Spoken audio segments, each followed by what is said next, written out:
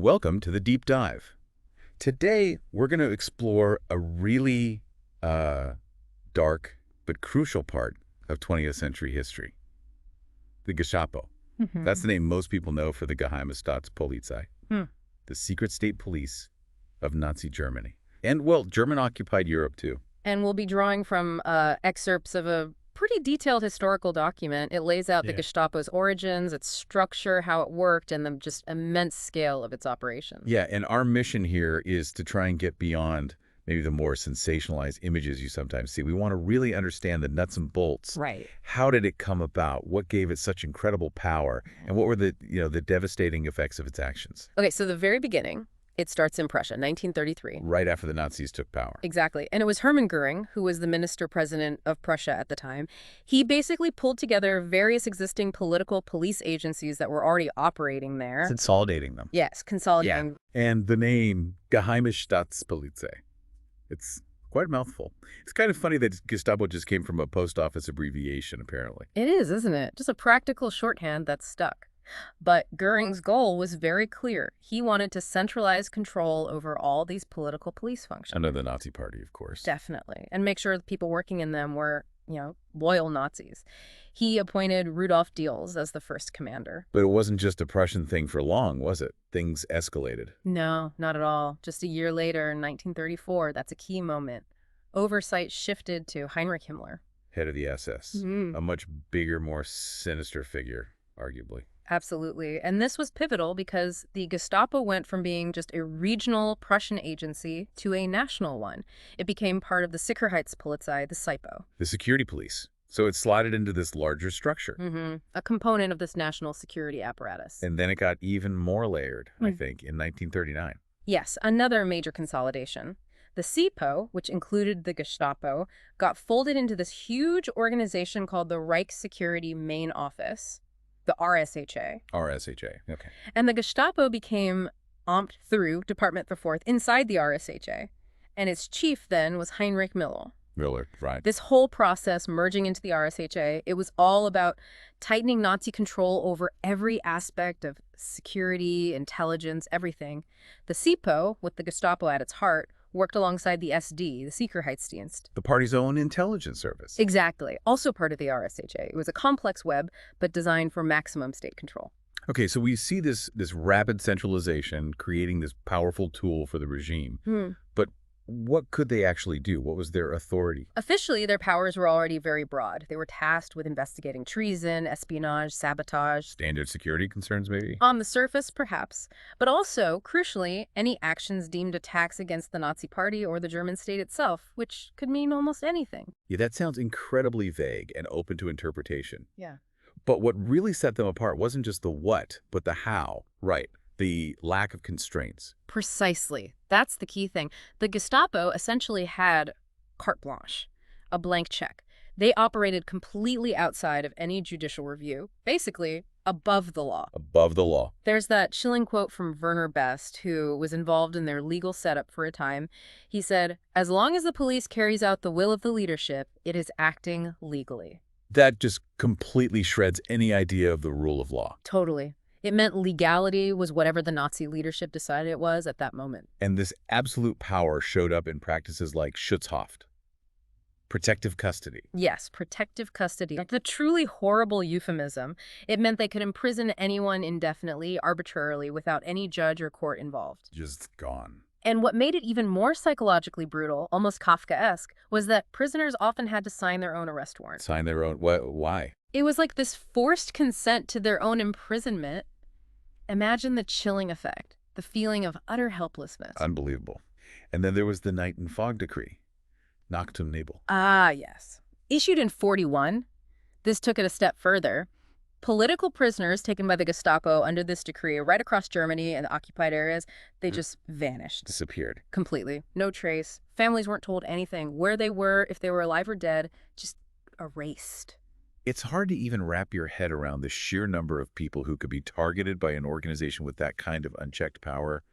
Who were their main targets? Oh, the net was incredibly wide. Obviously, political opponents, communists, socialists, liberals, anyone resisting the Nazi takeover. That makes sense. But also anyone considered ideologically unsound. That included Clergy, members of religious groups who didn't toe the line, people labeled career criminals, Sinti and Roma populations, people with physical or mental disabilities, homosexuals, and of course, above all, Jewish people. And the source material is very explicit about the Gestapo's direct hand in the Holocaust, isn't it? Absolutely unequivocal. The Gestapo, specifically Adolf Eichmann's department within it, was the central coordinating body for the mass deportation of Europe's Jews to the death camps. So they weren't just arresting people, they were managing the logistics of genocide. Planning it, organizing it, implementing it. It was a core function, particularly of Eichmann's Referat B4. Such a direct administrative link to mass murder. And after the war, was there accountability for this? Well, some, yes. At the Nuremberg trials, several high-ranking Gestapo figures were tried, convicted, and sentenced to death for the atrocities they orchestrated and committed. Okay, let's maybe unpack the structure a bit more. You mentioned these mergers, SIPO, RSHA. It sounds complicated. It was deliberately complex, consolidating power step by step. The first big merger was in 1936. The Gestapo joined forces with the Kripo. The criminal Polizei, the regular criminal police. Correct. Together, they formed the Sicherheitspolizei, the SIPO, and Reinhard Heydrich was put in overall command of that. Heydrich. Okay. And then, like we said in 39, the whole SIPO, including the Gestapo and Kripo, was absorbed into the RSHA. This massive Reich security main office. Exactly. And within the RSHA, the Gestapo became Amt 4, Department 4, and this department had its own internal breakdown, sections A through E. Right. A, B, C, D, E. What did they cover? Can you give some examples? Sure. Department A, for instance, dealt mainly with political opponents, so communists, Marxists, reactionaries, liberals. Also, counter-sabotage fell under A. Okay. Department B was focused on what the Nazis termed sects and churches, so political Catholicism, Protestantism, Freemasons, and most infamously, Referat B4 Jewish Affairs under Eichmann. That was in Department B. B4. Got it. And the others? C, D, E. C was more administrative. Card files, personnel records, protective custody management. Department D handled the occupied territories areas outside the formal Reich. So operations in Poland, France, etc. Exactly. And Department E was counterintelligence, keeping tabs on spies, internal security threats across all regions, and overseeing it all, coordinating, was Referat N, the Central Command Office. So very specialized departments within the Gestapo itself. Highly specialized. It allowed them to really penetrate and control many different aspects of society and the occupied lands. And this structure wasn't just in Berlin, right? It reached down to the local level. Oh, absolutely. They had numerous regional offices. The main ones were called Leitstellen, and smaller branches were Stellen. Leitstellen, Stellen. These reported upwards to regional inspectors, who then answered both to Referat N in Berlin and the local SS and police leader. It was a dual chain of command, essentially. Complicated. Plus, Gestapo personnel were stationed in all the concentration camps, and they formed the core of the Einsatzgruppen. The mobile killing squads in the east. Yes, so their reach was extensive, far beyond just office buildings. The document also mentioned female detectives being recruited. What was their role? Yeah, that's interesting. They specifically recruited women, often with backgrounds in social work, nursing, sometimes business admin. Professional backgrounds. Yes. And they apparently received specific training for their roles within the Gestapo apparatus. Though their exact functions aren't always detailed, they were part of the personnel. Now, there's this image, maybe from movies, of the Gestapo agent as this fanatical black uniform Nazi from day one. But the sources suggest it wasn't quite like that, especially early on. That's a really important point to make. It's a common misconception. When the Gestapo was first formed in 1933, they didn't just fire all the existing police. Oh. No. Many officers who had served in the regular police forces during the Weimar Republic actually stayed on. The early Nazi regime, they valued competence, professional policing skills, at least initially. So it wasn't an immediate purge? Not entirely. Now, sure, members of the SS, the SA, the Nazi Party itself, they definitely joined the Gestapo, and their influence grew hugely over time.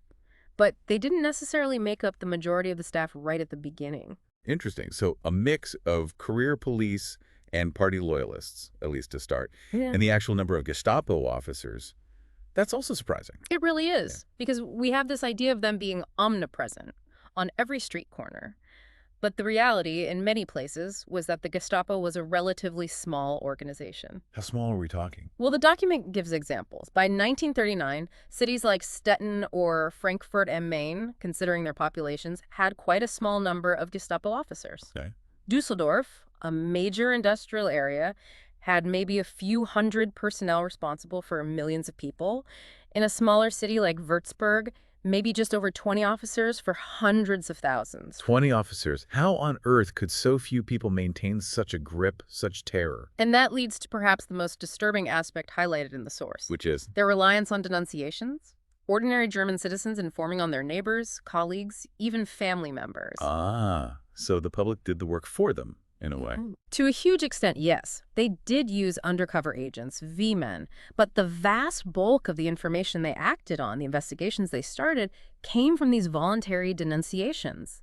It created this pervasive atmosphere of fear and suspicion. Nobody knew who they could trust. A self-policing society, almost, driven by fear and what else? Why did people denounce each other? Well, the statistics are stark. In places studied, like Würzburg and Dusseldorf, something like 80% of Gestapo investigations were kicked off by reports from ordinary citizens. 80%. Yeah. Only a small fraction came from other agencies, or the Gestapo's own digging. As for motivations, it was a mix. Not just ideology. Sometimes it was genuine Nazi belief wanting to support the regime. But often, it seems, it was personal grudges, settling scores, workplace rivalries, disputes between neighbors. Using the Gestapo to get back at someone. Exactly. And in many cases, the specific reason remains unclear to historians. But the Gestapo was particularly interested in reports about Rassenschande. Sexual relations between Aryans and non-Aryans. Yes. And they were notoriously brutal towards foreign forced laborers, Jews, Catholics who resisted the regime, and homosexuals. Denunciations against these groups were often acted upon very harshly. And when they did investigate their methods, probably not standard police procedure. Oh, absolutely not. Exceptionally brutal.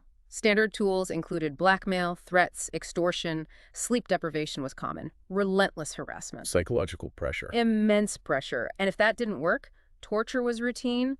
Fabricating evidence, planting things, especially when targeting Jewish people, that was also common practice. So, faced with this apparatus of terror and denunciation, resistance must have been incredibly difficult. Hugely difficult.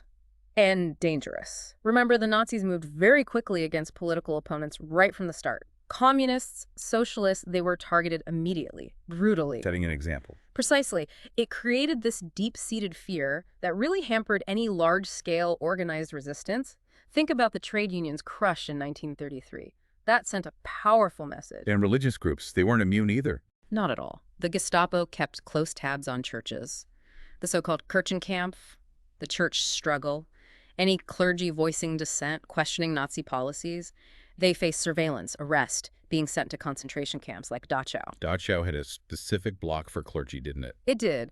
And as mentioned, homosexuals were actively persecuted based purely on Nazi ideology, seen as detrimental to the state and the Aryan race.